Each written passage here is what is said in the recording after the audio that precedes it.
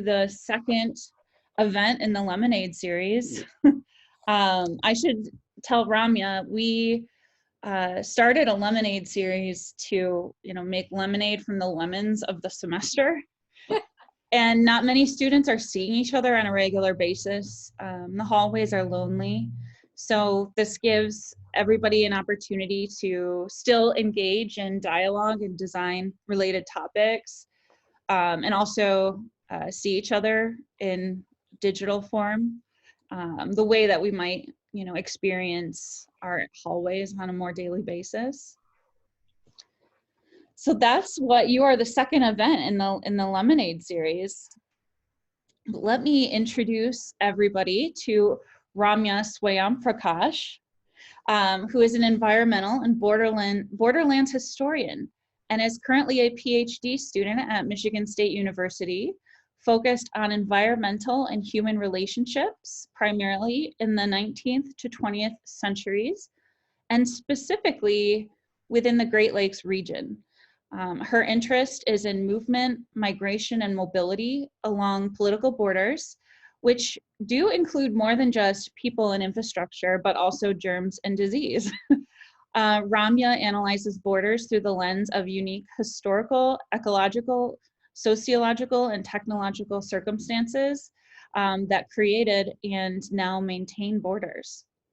So when most people think about design, they don't automatically think about borders, but borders are very important, and they're a very human designed or very undesigned part of the built environment, and they're hypersensitive to impacts from globalization, which we are now experiencing and witnessing with COVID. So as interior designers, it's important to continually understand how our discipline relates, responds, and influences larger designed environments, especially when it comes to public health. And Ramya is not also just a historian, she's a designer herself. So she's very well versed in these design relationships. She has a Master of Urban Design from Lawrence Technological University and is an avid supporter of the architectural and design industries as well. All right. Thank you, Kim. Yes, you're welcome. You have the floor if you would like to start. Yes, I will. I want to start with saying thanks everyone for being here and letting me blabber on for a little while.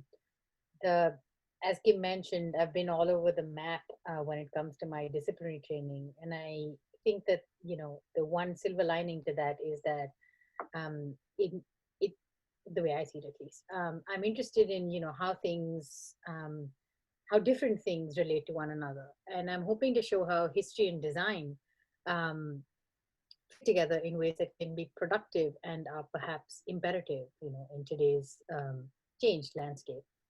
I invite you to ask questions during and or after. I'm still new to screen sharing and stuff, so if I don't immediately see a question, that's not because I'm ignoring you, it's just because I'm a dunce. Anyway, so to begin with, when designers are often asked to think about, precedents before we design anything, right? Because we need to think about the past before we think about the future. Now, I'm going to spend the next 20 odd minutes talking about how germs have affected design. And I'm hoping to make a case for how thousands of years germs and specifically epidemics have defined the way we try and keep them out of our spaces. The coming of germ theory in the late 19th century fundamentally altered how we think of how diseases are transmitted, but also how we responded spatially. In a sense, I want to use history to map out the spatial imprint and memory of epidemics. So this is just to give you a sense of the kind of person I am, and this is my child. And so environmental influences are as important to livability as they are to design. Yet the impact of environmental influence on health and behavior varies widely depending on whatever model you look at. Even with so much spatial data, GIS software and whatnot, the impact of the built environment on health is still not very clear. So much of what we know about environmental influences has been based on how we thought of diseases, whether they're infectious or chronic. I think the challenge with COVID-19 is that even if it does have a geographic provenance, and we sort of know how it responds to environmental factors, we don't quite know what our design response should be. In a sense, COVID-19 is a perfect storm. You know, it's highly infectious, but it also preys on people who have underlying conditions. So how and what can designers even do in such a situation? Because everything that we know about the past is so different. And you know, the thing is also looking at the future, right? Because scientists tell us that in the future there's going to be more of this as the climate continues to warm up. So this isn't going to end with COVID-19. I want to take a minute's detour to explain my own vantage point. I'm essentially laying out why histories of technology and medicine are important to designers. Now, you might wonder how the histories of technology and medicine are even related in the first place. Simply, you know, medical diagnoses have always relied on some form of technology. Since the Industrial Revolution, science and medicine technology have co-evolved, making modern and or Western medicine technology dependent. For historians, this relationship between technology and medicine is an exciting place to think about the past. For designers, these histories provide important precedents. I'm going over large swaths of time and history, of course. So I know it's a lot to take in, and I will flag the periods that I talk about. But if I don't, please feel free to ask me to repeat myself or to clarify. I also want to take a moment to talk about how I understand technology. I understand technology broadly, not just as the machines that we see running, but as a means to control bodies, desires, knowledge, often through design. I think of technology as a mechanism, not necessarily mechanical. It can be ideological, moral, and or social. The way I see it, technology can democratize as well as further inequalities, especially when it comes to spaces. In fact, through the lens of medicine and health, I want you to think about how technology can control knowledge, bodies, as well as normalize social and political inequalities. My examples today will hopefully leave you with some thoughts and questions about the place of medicine, disease, and science in our understanding of the past and what that might mean for our future design ideas. For the longest time, we didn't really know what caused diseases. The story of the ancient world is one of contagion and disease. The ancients knew all too well the power of disease and epidemics, but didn't really know where they came from.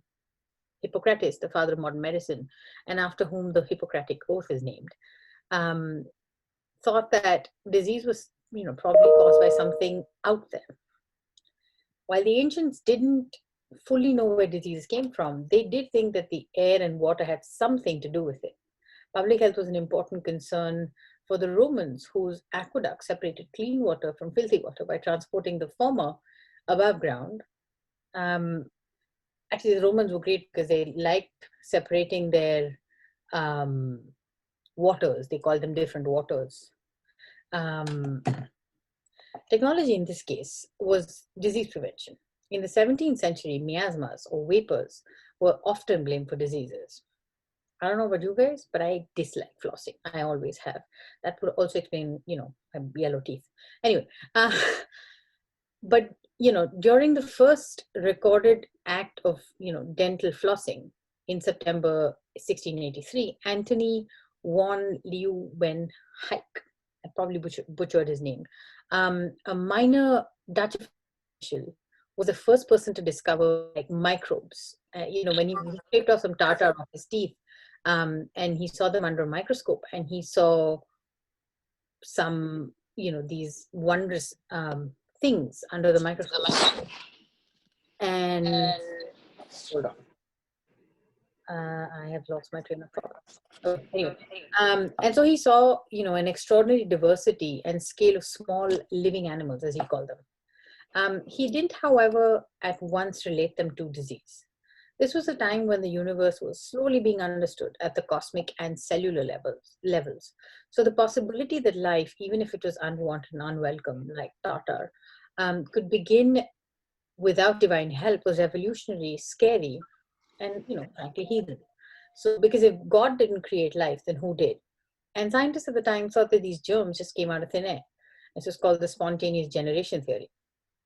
It was strangely the French Revolution, which is an important reason why we came closer to knowing about, where germs came from. Until the revolution, deference or social propriety prevented physicians from examining female bodies. Doctors also spent much of their time attending to the aristocracy. Now, after the revolution, which overthrew the aristocracy, doctors examined patients for the first time. With greater access and exposure to patients, doctors were forced to have better bedside manners. But more importantly, through dissections and autopsies, which became the norm in medical education, microbiologists could now look for diseases. Enter Pasteur and Robert Koch. Pasteur, the 19th century chemist, was under pressure from the wine industry in France to understand how fermentation worked. He discovered that fermentation was a result of microorganisms, directly challenging the spontaneous generation theory. The discovery of bacteria in wine and the carriers of disease and the invention of pasteurization and vaccination were big milestones in our quest to understand diseases. But we still didn't know which microorganisms caused which diseases. Technology in this case was seeing both the human body from the inside and the outside, and to map circulation, right? To map circulation patterns of disease inside the body and how it circulated outside the body. Now, Robert Koch, the microbiologist, was studying anthrax at the time. It was a common farm disease. While the anthrax bacterium itself was known, it had not been related to the disease in animals. Koch conducted controlled experiments infecting healthy mice with anthrax bacteria that he obtained from dead farm animals, and then infecting healthy mice with blood from healthy farm animals. In the first case, when he infected the healthy mice with the anthrax bacteria, the mice died. While in the second case, when he infected healthy mice with the blood from healthy farm animals, they survived. So he essentially proved that the anthrax bacteria caused the disease in animals. Pasteur and Koch contributed to the germ theory, which is the idea that disease came from germs. Now, germ theory revolutionized medicine and disease. In the US, germ theory was extremely popular, especially at the turn of the 20th century. With the middle class it was an important intellectual companion. Fighting disease was more than just a medical desire. It had become a societal one. A lot of modern necessities today, such as porcelain toilets or the refrigerator, were important first tools against germs. They made the home cleaner and safer. The home was not just the only place where germs existed, though. While women fought the battle against germs at home, union workers demanded better health conditions and standards at workplaces. Public health officials increasingly began to focus on urban living and working conditions. And one of the most pressing problems was access to clean water supply and disposal of waste and general cleanliness. In New York, this meant keeping animals out of the city, even dogs, especially in the 19th century. But this was also true in Los Angeles, San Francisco, and Seattle. Medicine and hygiene were important tools that helped public officials decide who the ideal citizen could be. And this was throughout the 20th century and continues to be today, I guess. In Los Angeles, Asian and Mexican immigrants were public health threats. They were segregated so that they could not contaminate the city. Public health in this case was a technology to control and segregate people and design its handmaiden. In San Francisco in the late 19th and early 20th centuries, public health officials saw Chinese immigrants as a threat to public health and the American way of life. The germ theory was used to portray Chinese immigrants as carriers of pathogens. The way Chinese immigrants dressed, where, and how they lived, often in small, cramped quarters, made public officials anxious. Immigrants were portrayed as being sexual deviants because they didn't conform to the prevalent, ideas of masculinity. Officials guesstimated threats without adequate first-hand information and, based on their anxieties and fears about Chinese immigrants. After the San Francisco earthquake and fire of 1906, city officials wanted to relocate Chinatown to the city's outskirts instead of rebuilding it. But economics overrode politics because Chinese immigrants were integral to the city's economy. To remain in the city, immigrants eventually recast themselves as good citizens. In Seattle, a city now associated with with an outdoorsy culture, some of the earliest regulations and battles were about keeping animals actually out of the city. A desire to keep out unwanted agents, animals, or humans, was an important part of urbanization in America. Technology in this case was, a legal infrastructure meant to keep unwanted entities out, both human and non-human. America is often called a country of immigrants, melting pot and whatnot. But make no mistake, not everyone's been welcome always, and that's always been the case. Medical examinations were an important instrument of inclusion and exclusion. At Ellis Island, where most European immigrants made landfall in the age of no airplanes, medical examinations helped inspectors determine which immigrants would make good industrial workers. At Angel Island, on the other side of the continent, where Asian and African immigrants landed, the story was vastly different. They were stripped, had their feces examined, they were screened and surveilled to keep, the unwanted immigrants out. An ideal citizen and or immigrant became one based on prevalent ideas about race. The medical gaze was thus an important technology of control. Immigration, public health, and urban development policies in the United States, does embody ideas about race and gender. Immigrants were not only carriers of disease, though. Citizens did that as well. Take for example, the Tuskegee syphilis study. The US Public Health Service ran this study from 1932 to 1972, so about 40 years, to understand latent syphilis in hundreds of African American men who were carriers. But these men did not know they were being studied. All sorts of treatments, from lumbar punctures to vitamin and aspirin tonics, were tried to cure their blood. Spurious science did not stop the study. A whistleblower leaked the details, and the government, forced the government's hand, who had to then shut it down. The history of the study shows that the study was less about science and more about normalizing these ideas about race and class in the Jim Crow South. Think about this for a second. A study that continued for 40 years without question, despite its, targeting African Americans. Seems a little impossible today, doesn't it? But now when you think about it, historically disadvantaged and dispossessed communities make the perfect test subjects. I mean, seriously, who's going to check? Look at Flint. A scientific study that was ostensibly race blind would hardly warrant questioning. I just want to make sure, though, I'm not calling scientists racist, nor am I questioning science or the scientific method. All I'm saying is that, there's a possibility that scientists carry their biases and, into their studies, and what might sound like an innocuous study may well help normalize processes of, racialization and marginalization. Now, I am sure some of you have heard of sickle cell anemia. Sickle cell anemia is a disease that, means that red blood cells don't have a lot of, lose their shape. Now, much like San Francisco, race science and urban policy met in Memphis, which was a hotspot for sickle cell anemia. African Americans were seen as, living in unhealthy and unhygienic conditions that made them susceptible to diseases, especially such as malaria. Sanitation drives before 1940 brought down overall death rates, but one disease remained: sickle cell anemia.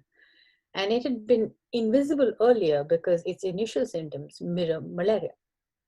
Now, it's called so because of the sickle cell shape of the hemoglobin molecule. The disease causes blood cells to die early, leaving the victim without enough healthy red blood cells. As the reformers and medical professionals observed sickle cell anemia, they realized that it had a racial pattern. It was prevalent in communities of color, especially African Americans. This was a time when race and genes were prime indicators of the genetic health of a race, and race itself was scientific, quote unquote. The demographic distribution of the disease only, re-emphasize ideas about African American weakness and, it being a genetic trait. that doesn't sound right to me. But here's the thing. A molecular disorder carries over generations and indicates environmental conditions. Research tells us that sickle cells developed as a response to malaria.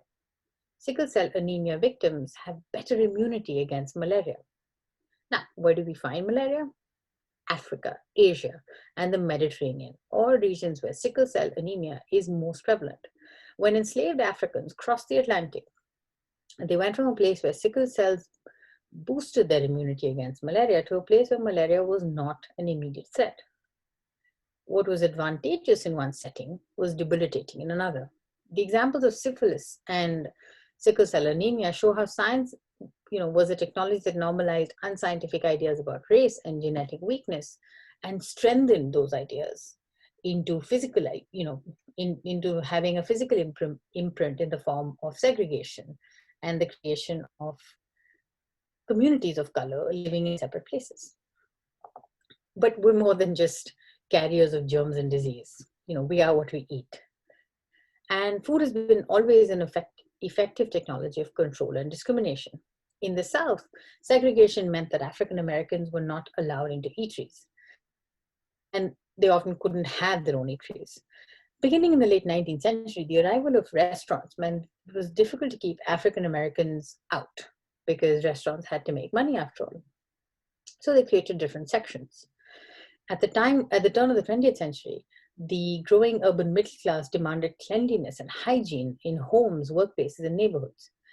And the middle class began to eat out. Eating out became a thing, because restaurants were cosmopolitan, they were accessible to everyone, and not just the rich. And they made more cuisines accessible because there was a lot more to eat from across the world. But food was also an important instrument of self-control through rationing, nutritional science, and home economics. It represented hygiene and Americanness. During the New Deal, which is, in the 30s, the America Eats Project sent writers and photographers to find out what Americans ate. Where did they eat them? And, why? What kind of special occasions meant certain kinds of food? Food was an integral part of American identity. American food was the result of policies, education, and recovering stories from across the country. Food was as much about self-control as it was about immigrant assimilation. In cities where urbanization and industrialization created unhealthy conditions, food, especially school lunches, were a form of state healthcare which prevented malnutrition. Food was thus a technology that reinforced segregation and self-control, even if it democratized other aspects of life through school lunches. As much as healthy food prevented malnutrition, the ultimate responsibility to prevent and or treat disease fell on doctors. And architects were great foot soldiers in this war, designing hospitals that healed while isolating disease. Disease, as doctors came to acknowledge by the turn of the 20th century, could be physiological and or mental, especially depression. By the 1970s, depression was not just a disease, but was the national mood, one that especially afflicted women. Now, this wasn't the first time, though, that architects and designers had, used design to separate disease and humans. Even before we exactly knew what caused diseases, the Black Death or the plague in the 14th century altered how poor people lived. Because the plague and unsanitary conditions were connected, after the plague, there was a concerted effort to create cleaner spaces. By the time the Industrial Revolution came around, there was far better mapping of disease and its relationship with environmental factors, bringing together researchers, designers, and planners. By the 19th century, when the American Medical Association was formed, the relationship between planners, designers, and public health officials in city government had been sort of institutionalized. The 19th century was also the beginning of urbanization in the US, which meant that there was a lot more waste to get rid of. However, the technology to do so was still very far away. Most, if not all, American cities sent their refuse down waterways closest to them. Now, cities like Detroit, which is on the slide, eventually, after they used all the creeks that flowed in the city, eventually started dumping all their refuse in the rivers themselves. So the Detroit River was a massive carrier of refuse from the city of Detroit. This was great for Detroit because, it saw its, pardon my language, shit flow down the river. But for downriver communities, this meant that they had really shitty water to drink from because that's where they got the drinking water. One big reason, for instance, Chicago reversed the flow of the Chicago River in the late 19th, early 20th century was because the river carried all the city's waste and dumped it into Lake Michigan. But Lake Michigan was also where Chicago gets all its water from. And Chicago, kept trying to put its intake pipes deeper and deeper into Lake Michigan, but that wouldn't make the water better because the rubbish would flow down. And so eventually their only plan was, we're going to reverse the flow of the river, let it flow into the Mississippi, and that'll take all our rubbish down, and we don't need to care. But it was with the city beautiful movement of the progressive era that one could clearly see ideas about disease, cleanliness, and health governing design, especially urban design. It was during this time that sewage and sanitation systems were on the rise, even if technology to treat and clean the sewage was largely rudimentary at best. But there was infrastructure that carried the refuse somewhere out of the city. These sanitation systems on both sides of the Atlantic changed how cities looked and worked. In Paris, laying out sewer lines offered an opportunity to build Haussmann's grand boulevards. In the US, the installation of these new systems led to longer, straighter streets. This meant sewer outfalls ran straight and deep into rivers. These longer, straight streets were very amenable to the grid pattern of cities. Urban health, sanitation, and scientific control of the physical environment came together to guide planners and designers about design itself, right? The growth of sanitation systems meant that American planners and designers did not have to think about where or how the waste was gotten rid of because somebody was getting rid of it. But what they could think about was, hold on. Sorry, I just saw these questions. I'll start with okay, let me just finish the slide and I'll talk about downriver communities. The growth of sanitation systems meant that American planners, didn't have to think about how the refuse was gotten rid of, but they could instead think about the human relationship with nature. In the late 19th century, Thoreau and John Muir had made the concept of nature's, healer popular. Designers used this to guide urban form especially, and movement, circulation. More accurately, movement, away from cities to open healing areas became really popular. And these were undoubtedly more available to the rich. In cities, planners took it upon themselves not just to eliminate disease, but actually help elevate populations' mental and physical health by bringing nature into the city. We're all familiar with Olmsted and Central Park and also Belle Isle, but there are smaller changes as well.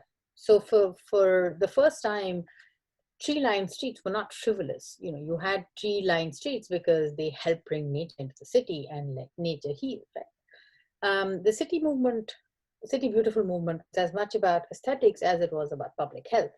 Despite their best efforts, so cities continued to be cesspools of disease. In terms of downriver communities suffering from water quality issues, yes, they still do. So much of what's happening in Lake Erie is because of all the agricultural refuse that comes in from upriver areas.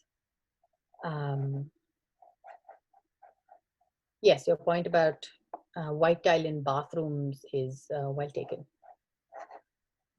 Okay. Now, enter, Ebenezer Howard's concept of garden cities that try to combine the economic strength of cities with the healing and sort of, pristine nature of nature itself.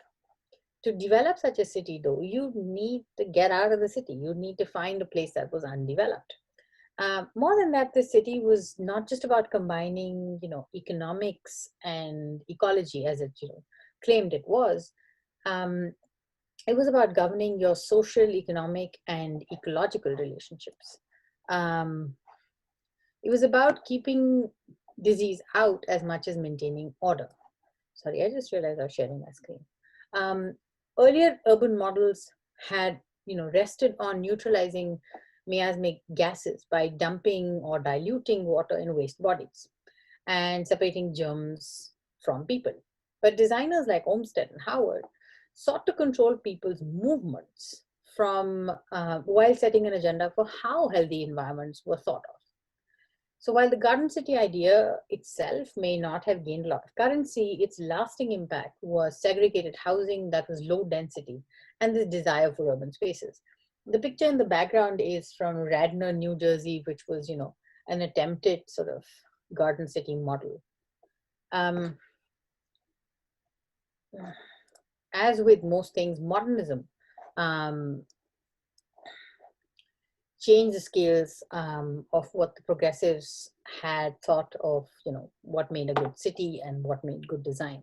Here was an absolute faith in science and technology in a way that meant that nature and landscape were to be controlled and manipulated by human and for human endeavor. By the time modernism in design had its beginnings, germ theory was a given. In its emphasis on the individual body, germ theory moved the focus of intervention from the idea of miasma to, what exactly constituted the public realm. Diseases were not just to be prevented through, control of environmental factors, but disease control was to be reinforced through vaccination, which offered an immense possibility to control individual health and therefore individual behavior. In the age of skyscrapers, water and waste could be controlled. Water, waste, and air could be controlled, but also circulated well. Glass skyscrapers often hit the innards of buildings, especially plumbing, and allowed ample healing light, sunshine to enter the buildings. Now, Corbusier, good old Corbusier, was not just about the light though. His quote unquote modern buildings, especially in his Radiant City design, were to be governed by someone who understood scientific principles and not just by a government official. Corbusier applied the International Congress of Modern Architecture's ideas about compartmentalization to the environment at the urban scale. Much like Howard, Corbusier tried to design an entire city around a binary. Howard's was humans and nature. Corbusier's was the binary between humans and housing. Corbusier hypothesized, exact cubic amounts of air, sunshine, and open space needed per resident and used these figures to figure housing needs for his city. This wasn't based on real science because it was, based on hypotheses. But so this wasn't based on real science as much as it was based on the idea of science and rationality governing social life over any kind of governmental control. Thus, Corbusier wanted to eliminate the bustle of the street and instead bring all interactions into the building itself. In so doing, he was actively recontextualizing the street inside the building itself. In rejecting the street, Corbusier showed the persistence of ideas about, the squalid, sort of dirty living conditions in cities, and especially their streets. Unlike the progressive era desire for parks and gardens, Corbusier inserted green spaces around towers. In keeping landscape and people distinct, Corbusier was keeping germs, pollen away from people. Green tin trees were a filter to make the air purer, but not necessarily meant to be something that you interacted with on an everyday basis. By the middle of the 20th century, cities seemed to be in crisis. The idea of blight came to describe the degenerating urban and moral landscape. Blight was more than just degeneration, though. It was a means to segregate cities and suburbs, with the latter upholding moral and physical health, and often the latter being where white people went away from cities. Suburbia came to epitomize the good life, whereas the inner city areas continued to battle blight, unfavorable environmental factors, and disease. Detroit is a prime example of this, as I'm sure you're aware of. The picture, though, is of the South Bronx. The shift to suburbia also initiated the transition to a slow focus on chronic diseases and underlying conditions. As we became more sedentary, at least in North America, chronic disease and lifestyle disease came to the fore. Epidemics became something that the rest of the world had to deal with. By the end of the century, suburbia was increasingly seen as a cause of chronic disease as much as a breakup of the social fabric. There was a move towards getting back into cities. These ideas of new urbanism came to the fore, but they required massive financial and land commitment, eventually, creating unsustainable communities. However, what new urbanism did succeed in doing was shifting the focus to creating communities with diverse land use, focus on walkable neighborhoods and residential density. Now, some patterns emerge from these different moments. One, the predominant health concerns went from infectious diseases to chronic ones. This was in sync with the movement of disease-causing industries away from cities, as well as the development of, vaccination. Two, we continue to think of nature as a healing force, which is great. Three, these moments also show just how hegemonic the Western idea of elimination of disease became. This hegemony is being broken down as public health now thinks of multi-level influences on preventative strategies as well as health outcomes. So, what does this all mean, and why is any of this important? As designers, we love mapping things, movements, migration, disease, to discern patterns and to put things in perspective. To so many designers, design interventions are necessarily based on granular data that necessarily is dependent on cohesive, comprehensive design. But like I mentioned at the beginning of this, COVID-19 is a disease that defies pretty much what we know about how disease interacts with environmental factors. It's infectious, but it preys on underlying chronic conditions. It's a whole other kind of beast. It's a ginormous beast, but it also happens to be super nimble, right? So I think a lot of what's been said thus far already about post-COVID-19 design is still couched in the vocabularies and mindsets of what we know. And that's understandable because we need some place to start. But I think as designers, we need to rethink what our new normal might even mean. Are we really trying to go back to some old idea of normal? Has that idea of normal run its time? For instance, do we really want to promote crowded spaces? I don't know about you, but every time I see anything on Netflix and it has a whole crowd of people, I'm just like, wait, whoa, why are so many people in this one place? It freaks me out. So as designers, do we really want to promote crowded spaces? But at the same time, do we really want to rethink the idea of residential density or vertical growth? Because let's face it, the population and resources are not growing in tandem. So it's not like, we have more of everything, right? So then do we need to rethink the way in which we design? Does our design need to be more nimble?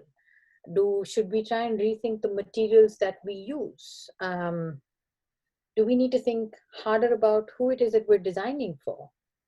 Are we designing for the disease, or are we designing for the people? Or are we designing for them together, right? On a granular level, I wonder, does it mean that we diagram differently, right? Do we change the way we think about circulation, density, programming, right? I'm sorry, I realize that I'm asking more questions than giving any answers. And the reason I ask these is because I think the answers we seek are dependent on the questions we ask. And our questions are ultimately guided by the kinds of precedents we use. So perhaps as designers, we need to think deeper and harder about how far back in time we need to go in order to make a responsive and responsible intervention for the future. The past may not have all the answers, but it definitely offers a good place to start asking questions. So that's what I'll end with, and I'm open to questions. Thank you so much, Ramya. That was really fascinating. So I'll start with a question, if that's fine with everybody. So you're a historian and you just unpacked a bunch of history on us, but you are also an urban designer. And from your work in urban design and your studies in urban design, Is public health addressed from, you know, a curriculum point of view or a design point of view? I don't. I mean, there is some things like, part is like, public interest design, but I think it's still that urban, like, as urban designers, we're often taught to be a little more passive when it comes to how we think of people responding to disease. And when it comes to things like hospital design, there's a whole bunch of medical codes and building codes that determine the form and circulation of a building. um, I'm kind of saying we need to throw all that out the door, keep the medical codes obviously, but throw a lot of it out the door, um, because so much of what we're facing in terms of COVID is just our inability to think at the different scales that we need to. Like this morning, I was listening to a podcast, Planet Money actually, and they were talking about how do you incentivize mask wearing. And this wasn't a tragedy of the commons. This was about incentivizing mask wearing by telling everybody else how much of a hole we were in, right? And I think the thing with a lot of design education, at least from my perspective, was that I was never pushed to feel like I was going to be experiencing the design myself. I was designing for people, but there was always a filter. And I'm saying that filter needs to go for a hike down a black hole. So yeah. Yeah, and I think we're also, you know, to like counteract it, not that I disagree with you, but we're also trying to get people to design for other people than just themselves when they do design environments. So it is really tough to meet that balance.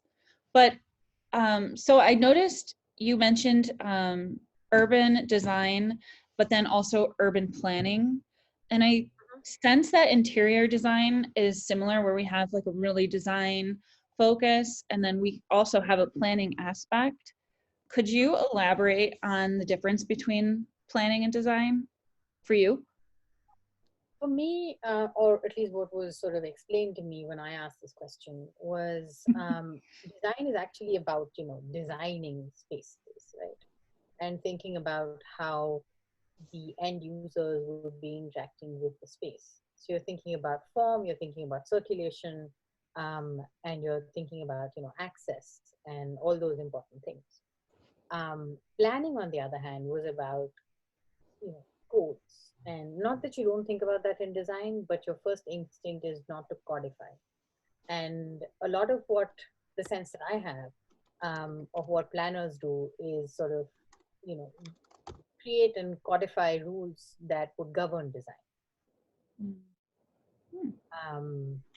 So that's the sense that I have of how like the difference between urban planners and urban designers.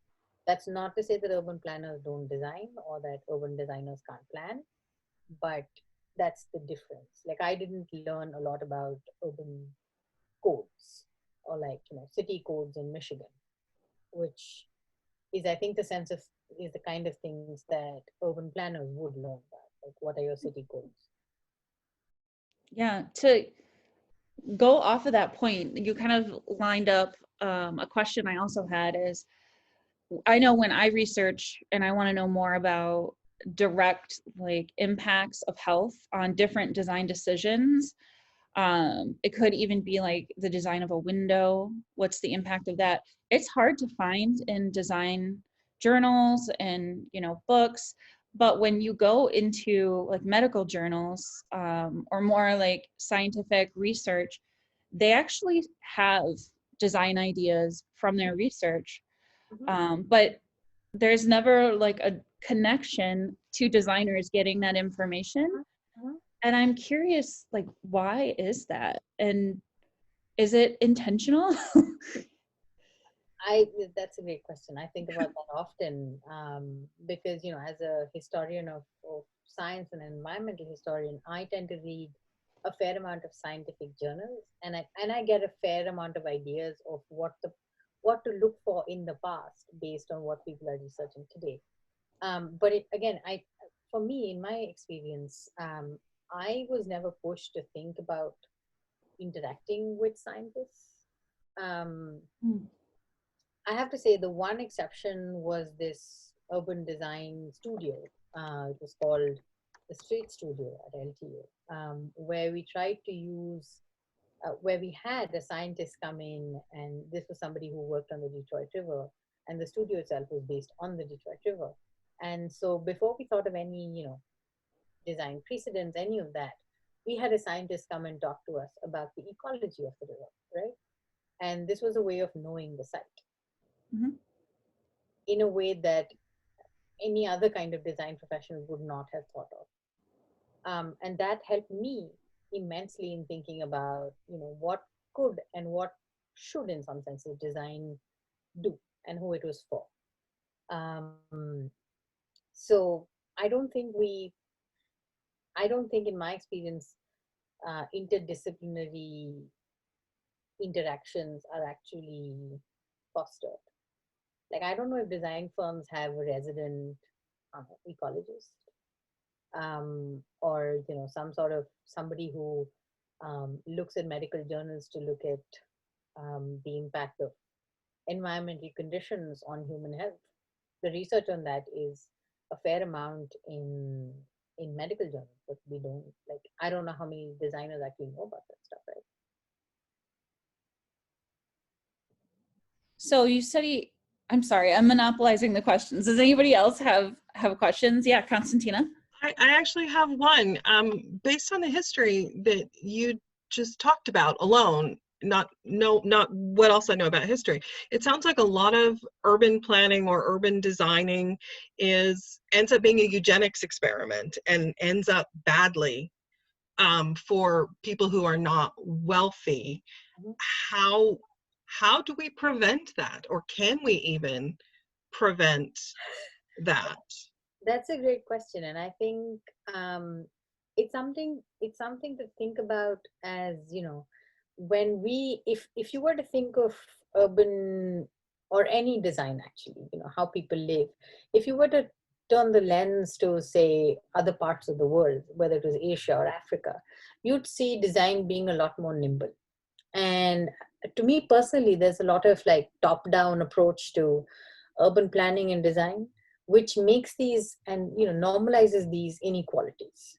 Like, we create segregated spaces because some guy tells us, and it's often a guy, so that's why I'm saying a guy, says, race is a real thing, and that people of a certain community are weak, and so we need to keep them separate, otherwise they'll infect their weakness onto the rest of us. And oftentimes this guy has a scientific degree, but it doesn't mean much because his entire life's premise is on a wrong-headed idea of how people are born. And I think to prevent sort of this kind of design intervention and result, we need to think of design as being a more bottom-up, which is, I said, who are we designing for? What are we designing? What kind of materials? Like, it's a great thing to have a code about what kind of materials you should use. But perhaps, is there a way to make that code a little more nimble? Like, does everybody need to use wood to make a house? Does wood work everywhere? Just because it's cheap, does it mean that it's the material we should use, right? There are communities where mud may work better. So like sort of thinking of bottom up, and I guess also thinking of precedents from across the world and other climatic conditions to get a sense of what are other people doing. Because a lot of knowledge that we had from indigenous communities has been lost, right, in the last 300-400 years. So how indigenous communities lived here, we don't always have a sense of. So now when we're thinking of the future, perhaps we need to learn from the rest of the world and not think top down, but bottom up. I could do with less McMansions in the world and Right. less urban sprawl. Yeah. Yeah. Ramya, can you clarify what you mean between bottom up and top down in terms of, approaching design? Sure. When I think of top down, I think of, design that's led only by professionals and professionals who know how design works, whether it's in code and or form. When I think of bottom up, I think of learning from different design interventions that people who are not qualified as designers make.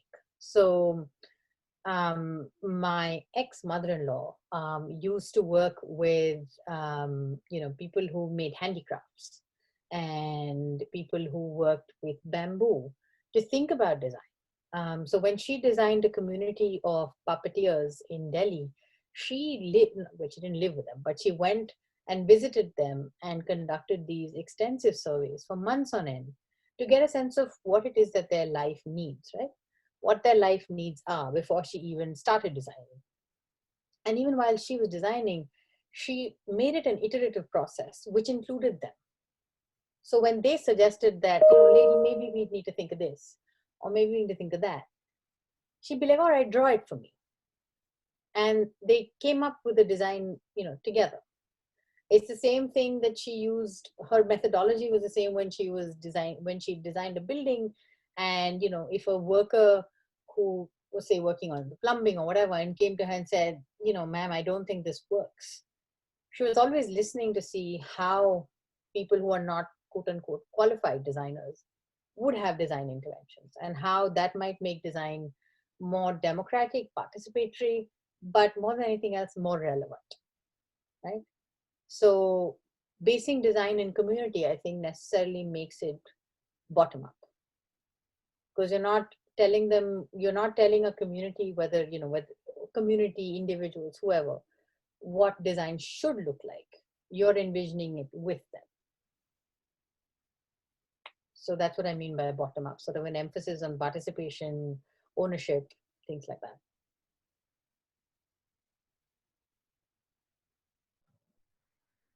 We have just a few minutes. Does anybody else have any questions or responses, thoughts? I have a thought. I don't really know how to word this correctly, but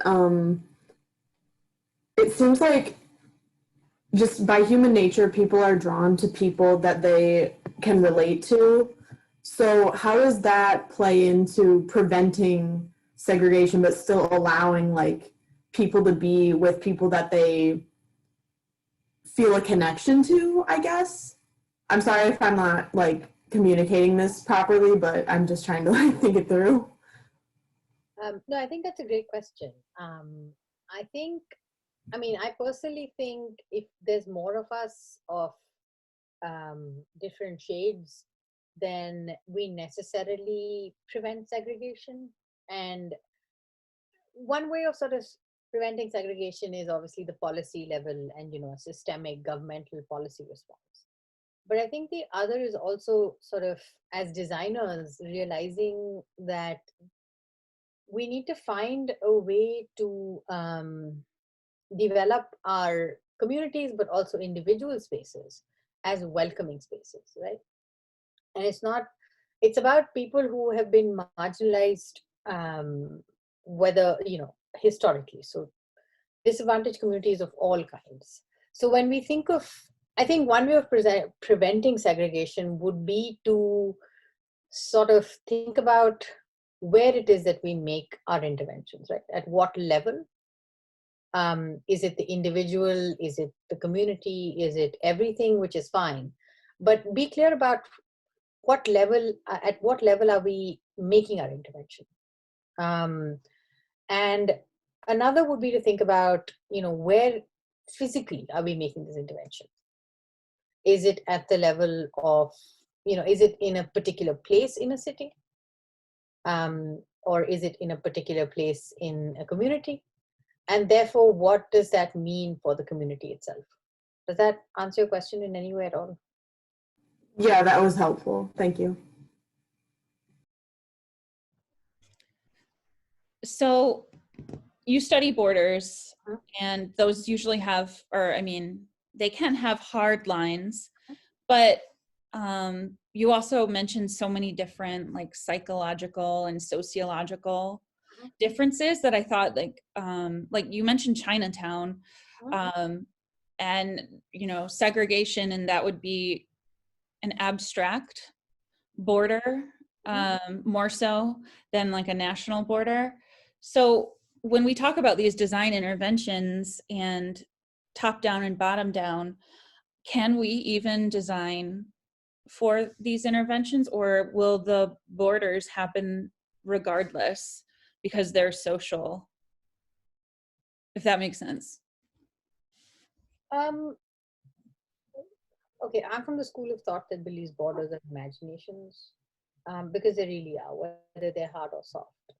I think borders are just ways for us to create an inside and an outside,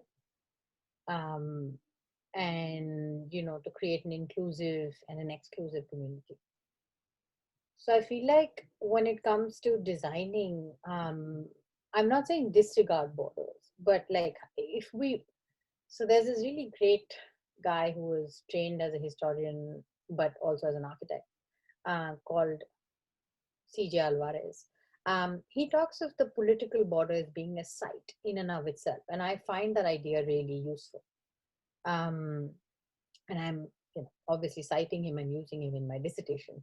But you know, if we were to think of borders of any kind, whether they are between communities, between countries, if we were to think of them as sites in and of themselves, then they become like spaces where we can create, where we can intervene to make them more equitable and therefore more forgetful, right? If the border were a place in and of itself, then it's not about it being the end point, but if it's the beginning of where people come together, then the places that they spill over into are also where people can come together, right?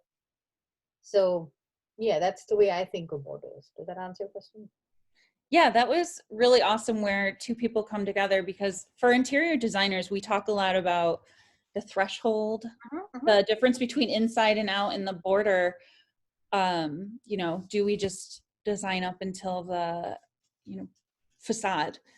And so I really like the idea of, you know, the two disciplines or designers or areas coming together, because perhaps our interior design expertise could spill out and have positive impacts on something like urban design.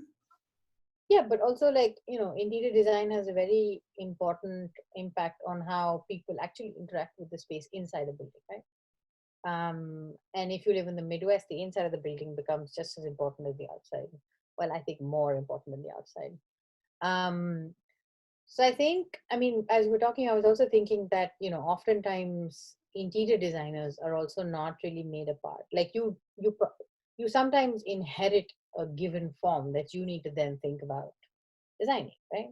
So how does, you know, if we think of design as an interdisciplinary activity that involves people designing at different levels, you know, and different spaces, then perhaps we make design itself to be a lot more inclusive, right?